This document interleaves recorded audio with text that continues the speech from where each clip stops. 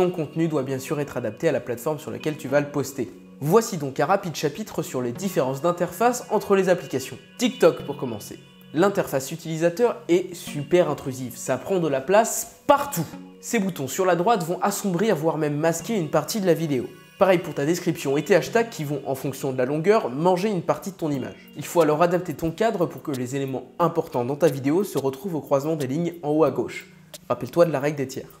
Personnellement, le cadrage que j'utilise sur TikTok est pensé pour être le plus simple et le plus compréhensible possible. Il faut que l'histoire soit vite comprise et accroche le spectateur. Et attention à ne pas cacher tes textes derrière l'interface. Pour ceci, même principe, on fait attention aux boutons et à la description. Et laisse-leur un petit peu de place dans ton cadre au tournage. Tu me remercieras quand tu feras le montage sur l'application. Pour le descendant de Vine et petit dernier Byte, l'interface est très simplifiée et peu intrusive. Ce qui est plutôt une nécessité quand on filme une vidéo de 6 secondes.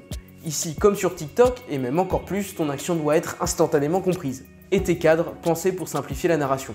Champ contre champ, plan large, efficace. Il faut seulement faire attention à ne pas placer d'éléments tout en bas, près des icônes. Les stories sur Instagram à présent, elles offrent un plutôt bon compromis entre Byte et TikTok. Fonctionnelle mais peu intrusive, il faudra seulement faire attention en haut à gauche et tout en bas de l'image. Il serait d'ailleurs pertinent de laisser un espace libre dans ton cadre, du moins pour les 15 premières secondes, afin d'y placer un petit icône haut-parleur et indiquer à ton utilisateur qu'il faut activer le son. En effet, comme tu le sais sûrement, beaucoup de personnes consultent leur story en muet. Autre point particulier, la limite des 15 secondes par post. Ça peut rendre un peu difficile la lecture d'une vidéo d'une minute ou plus. Les stories, Messenger et Facebook, qui ne sont pas les mêmes d'ailleurs, on y reviendra dans un autre programme, présente un peu le même principe que Snapchat ou Instagram, avec des icônes discrets en haut à gauche et on peut d'ailleurs y uploader jusqu'à 20 secondes de vidéo par post. Attention à la qualité cependant lorsque vous voulez reposter une story depuis Instagram, celle-ci sera grandement dégradée.